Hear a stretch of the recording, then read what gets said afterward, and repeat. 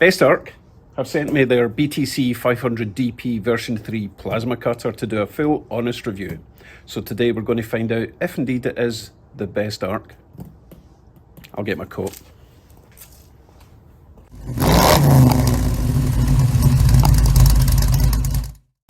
Hello YouTubes, on the bench today we have an affordable yet capable plasma cutter, or at least that's what the reviews say, but I'll be the judge of that. Let's dive in, open the box, see what accessories we get before we move on to the testing stage. This is our specifications and feature accessories list down this side. This particular model is designed for North America and it looks like it runs in 110 volts or 220 volts and it's got a USA plug. But let's open it up and see what we get inside.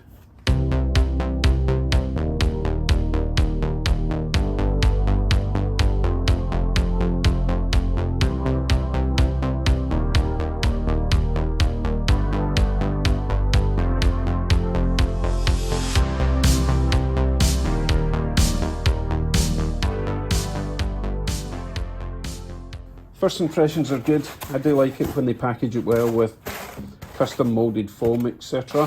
Gives it half a chance of actually working when it gets to you. The unit itself looks very nice. It's really compact. There's my hand for comparison, but it does feel quite heavy, so there's a bit of quality going in there. I really like these corner bumpers to protect it when we're moving it about, because you know what us mechanic type folks are like. The front is more old school. We've got a nice little air pressure gauge, turny knob, buttons up and down. Don't worry, we'll find out what they all do later on. We have whatever that is, connections for all your pipes and hoses. Don't know what that might be a fuse, who knows. On the rear we have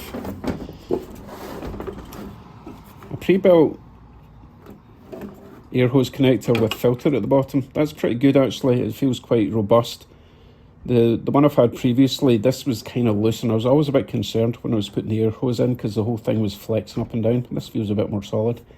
Our main on-off control and our main power coming in, 110, 220. Presumably it can auto-detect the power that's coming in, which is nice. Not much else to see at the back.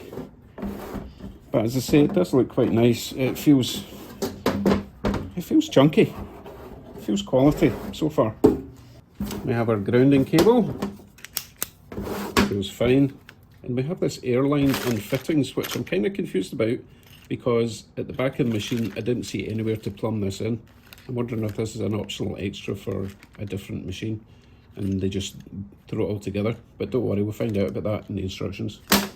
And of course we have our torch, and straight off I'm really liking how it's given us a little spacer guard thing, which means you can pretty much start straight away without having to. Well, hopefully it's got pilot arc. I've not read the instructions yet. We've got a trigger guard to stop kids playing with it. That will be the main power and air. And a little trigger switch and whatever that is. We'll find out. And then we've got our big 110 to 220 converter plug. I'm very interested to see how well this works with 110 volts. And you got a little spanner as well, or a wrench if you're North American. So let me scan through these instructions. Thankfully it's not a massive instruction book. It seems to only be in English, which is fine for me. And then we will assemble anything we need to assemble and we'll go through all the functions and the buttons and stuff. The instructions are now read, and I have to say they are pretty clear and quite instruction-y. And there's a couple of things that I wasn't aware of that they don't just presume you know, like 2T and 4T function. That is where you press the trigger to start it and keep it held in to keep the machine working, or in 4T you press it once, it starts working, and then you finish your job, press it again and it stops working. I didn't even know that's what 4T and 2T was, but now I know. So let me assemble the various parts. I could not find any instructions for this, so I'm guessing this is for a different machine and they just bundle it all together. So I've got some 3 air hose. Whoopee! Right, assembly. Let's start at the back because there's actually nothing to do. This is where your air line comes in from your compressor. That will go in there. Excellent, and I've got the correct fitting on there, which is nice. These might have different fittings. Well, this might have a different fitting from that. So make sure you get the right fitting. Now, this on my current plasma cutter would actually attach to the other side of this and then go back into the machine. But as you can see, there's no need for this on this particular machine. That just saves a lot of hassle. Okay, onto the front. So this is our main plug from our torch. This is just a rubber cover. That will screw in there, and it does say don't use a wrench for this. Just make sure it's fairly hand tight like that. Then you have this. No, let's go with the next one up, which is this little connection. This can only go in one way. Goes in that way. Screw that in, again, just hand tight. And finally, you've got this, which says Pilot Arc. Unscrew this red cap. Put that over there. Screw the cap back on. And that will be hand tight again. Next up will be our grounding cable. And that looks like it's, oh, I can't remember the term for this, but basically it's got like a keyway. You push it in and just turn it hand tight. We're all connected. Quick overview of the upper functions. We have our air pressure gauge. We control the air pressure with this knob here. Pull it out, turn it positive for more pressure, anti-clockwise for less pressure. And once you've got your pressure on your gauge that you like, push that in and that will lock that in place. This button here goes between air and cut. Air is purely for making sure that you've got air coming out of the machine. Once you're happy, when you press the trigger, there's air coming out. Press that, goes to cut. This is your 2T and 4T function. Don't actually know what PT stands for. So I will be starting with 2T, which is you hold the trigger in and you keep holding it in for the machine to work. Let go, machine stops. And then if that works fine, I'll try 4T later. Up here, we've got our switch between 110 and 220. I thought it was automatically going to detect, but I've got a feeling that this button here, you can click that, and I think that is going to cycle between 110 and 220. And then you turn this knob to turn up the amperage for whatever you're cutting. So obviously you're going to need more pressure and more amperage for the thicker material that you cut. So it is time to plug everything into the wall, plug the air in, find some metal to cut. I have selected 3 thicknesses of steel. This is 18 gauge, normally used for metal bodywork in your car. I've got 3/16 that I use for bracket type material, and I've got 1/4 inch, which is more frame-like material. Remember your safety equipment, decent pair of leather welding gloves and a welding helmet. The cable supplied is not very long, so if you're going to use an extension cord, make sure you use a decent quality thick job, both for your 110 and your 220 if you choose to use that. So we are going to start with the 110. My 110 is currently plugged into a regular garage outlet. My 220 is plugged into a dedicated 30 amp breaker in the basement. So the plasma cutter is plugged into the 110 outlet. Let's switch it on, see what lights up. But first I better plumb in some air.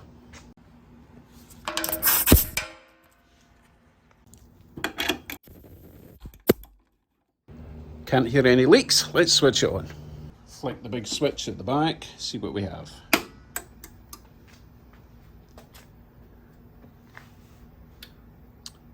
Now, it seems to have detected 110. I've got a feeling this button doesn't change anything. It does not. So I need to look into why that clicks. Obviously that knob can turn and change your amperage. Let's see the other buttons. We're currently set to cut. Press that, should go to air. Yep, definitely air coming out of there. 2T it's set to. Press that once, goes to 4T. Press it again, goes to PT. Again, I need to read through these instructions again and see if there is. I maybe missed what PT means. I'm sure that automatically went back to 2T. Let's watch that for us. Yeah, it goes back to 2T. Need to look into that. I wonder if 4T also goes back to 2T. Nope. Right, we're going to be starting at 2T. We're on 110 volts, we're on cut. The instructions actually give you a guide as to what to set your air and your amperage to. You've got a cutting thickness chart right there. So we are going to go with 110, Thickness 5mm, 6mm, 10mm. Let's start with, it's actually less than 5, 40 to 50 psi. So we will set the air pressure to 40. We'll start with 40. And the amperage, it doesn't mention the amperage. That's interesting. Oh, it's up the top. Right, so 20 amps, 40 psi. So we are currently at 60. That's too much. So pull that out, turn that down. There, it's gone down now. And we're wanting 40 psi, which is there. Amperage, we want 20 amps. So just turn it to there. Don't know, I'm gonna press that just in case it saves it or something. I don't know. Right, let's find some metal and get cutting. Clamp your patient down onto the bench. I like to use metal clips and then I can attach my ground supply to that. Okay, this is the 18 gauge. We're set to 20 amps, 40 psi. You don't necessarily have to use a welding helmet, but you do need to have at least shaded goggles. I'm going to turn that right down so I can see what I'm doing.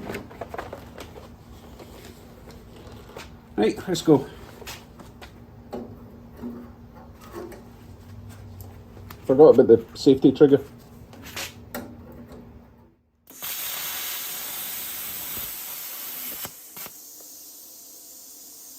Okay, I went too fast. In case you didn't hear that, I went too fast. Go a wee bit slower next time.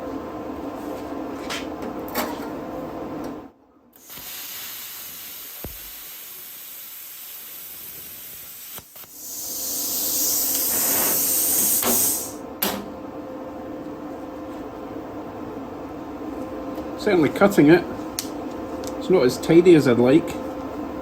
Tell you what I'll do. Put my glasses on so I can see what I'm doing.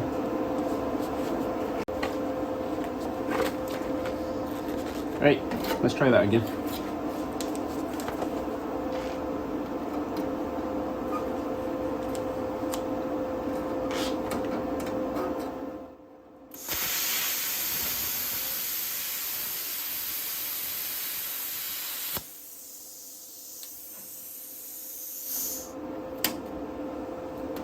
I'm still going too fast. You know what? I'm going to turn up the air pressure a little bit. Yeah. What I've noticed is that when you actually use the tool, the pressure drops. So you kind of have to test this, check the pressure, and then turn up accordingly. It's currently down about 25%, 25 psi. Okay, we're up to 40 this time. Let's see if that makes a difference.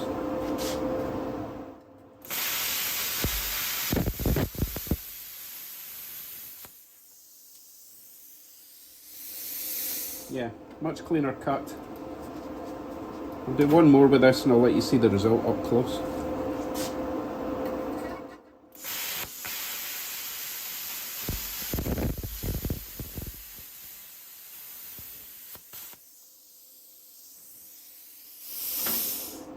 Much nicer.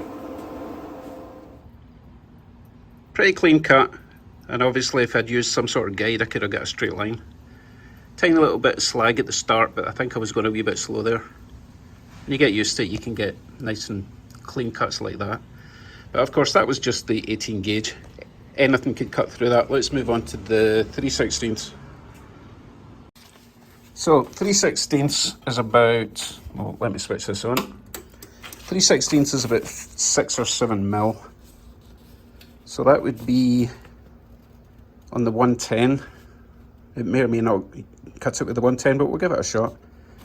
So 6 would be 30 amps, 40 to 50 psi. So let's go 40 amps, since it's definitely more than 6 mil. Oh, interesting. So it only goes up to 35 amps on 110. So we'll put it up there and we'll change the pressure to what did I say? 50 psi. Let's try that. Pull that knob out, turn it up. That's about 50 there. Push that back in. Patient is ready. Let's give it a go.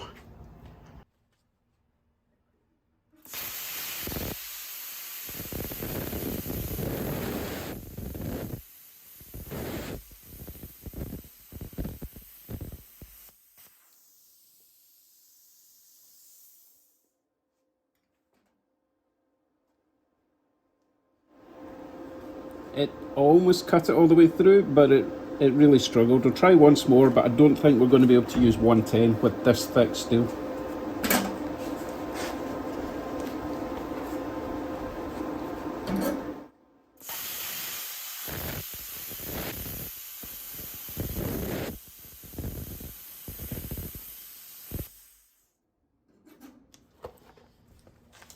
And we've tripped the fuse. Hopefully it's just the internal fuse and not the house fuse.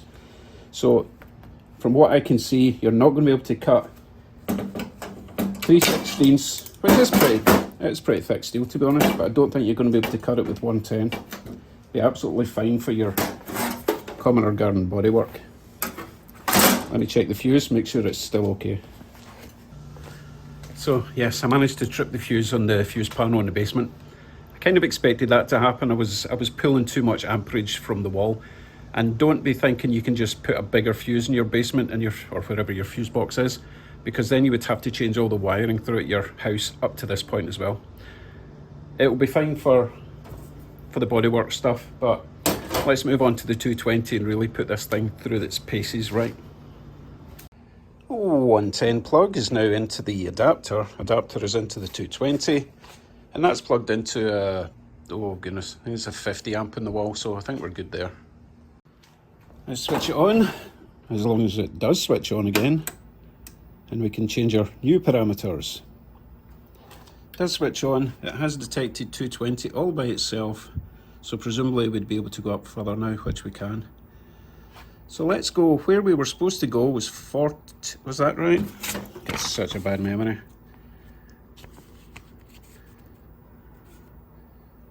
Yeah, 30 amps should have been enough, so maybe not. Let's go with 40 amps, which is what we were trying to get to, the 40 amps in the first place. Pressure is still the same. Right, should be able to cut it this time.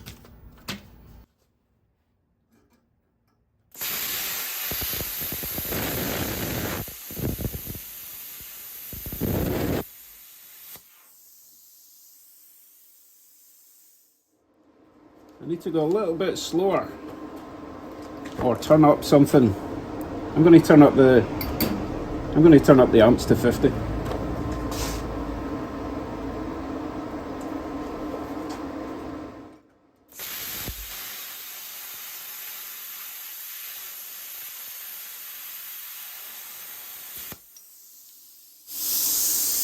Well, that's more like it. Perfect cut. I'm going to grab something straight and try and get a nice straight line here. Let's try this.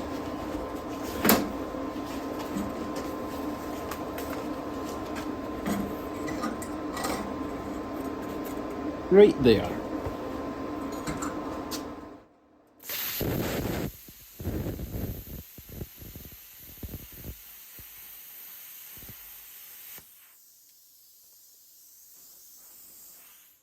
Kind of fluffed the start of that. Let me try again.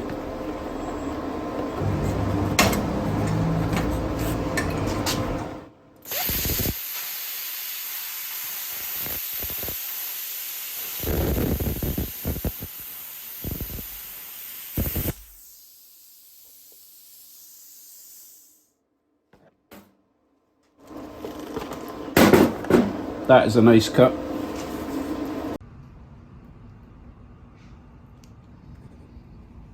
More than happy with that. Hardly any slag as well. Excellent. Okay, time to try the daddy. So we are going to go with 1/4 inch steel, which is not as big as 10 mil. So let's go with 60 psi at 40 amps again. Give that a shot. And we'll try our straight edge thing. I'm going to run right down there. Here we go.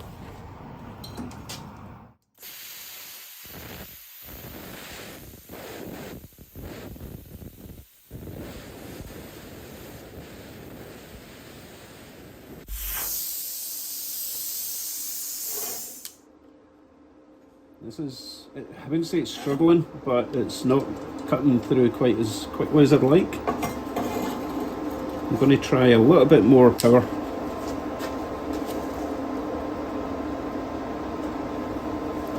So we're up to 50 amps now, still 40 psi.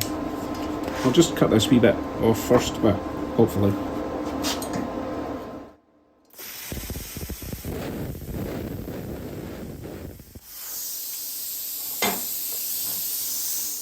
Oh, it cut through that much easier.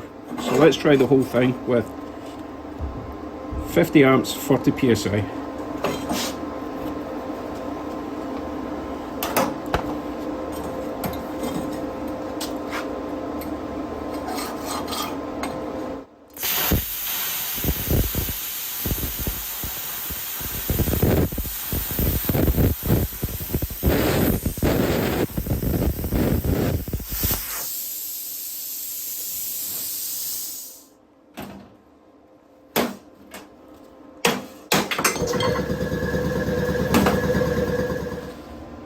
Air compressor cutting does require a lot of compressed air, so you're going to need a half decent sized air compressor. Right, actually cut it quite nicely. I think it's really down to my technique rather than anything about the machine, because if it wasn't for these tiny little bits I had to break off, it's actually a really nice cut at these settings. Let me show you. And bear in mind, this is very thick steel, and it was just this section here that I didn't quite penetrate. That was all, really. That's pretty nice. So we have one more thing to try. This magical 4T function, where I just press the trigger once, pull it along, press it again when I'm done. That might make life easier actually if you're really concentrating on a line. So we'll give it a shot. Right, let's give this a go. So I should be able to just press this once. In fact, we could probably try that without even touching the metal. Yep.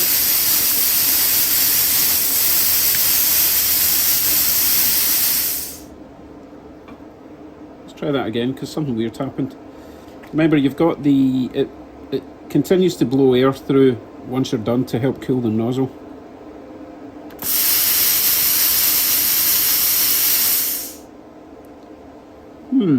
It automatically went off there. I wonder if it only keeps on going while it's connected to something, you know, while it's actually working. We'll give that a shot.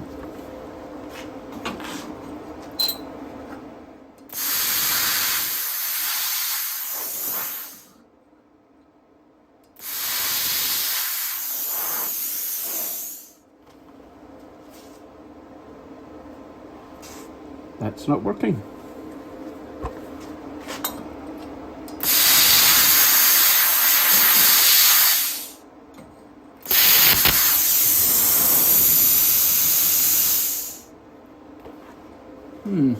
Very strange. I had to hold it in there until it started cutting. So this time I will continue the cutting once it starts without my finger on the trigger and see if that works.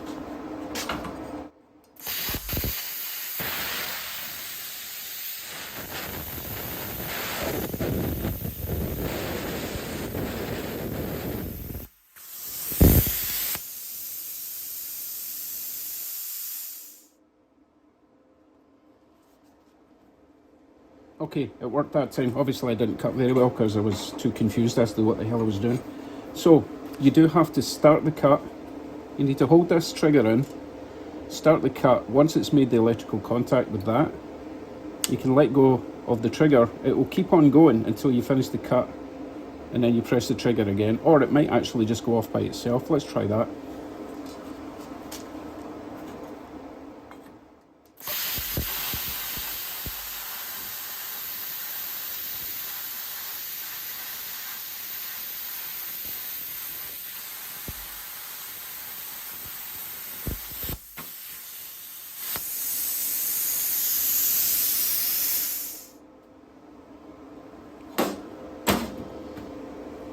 Okay, that is excellent.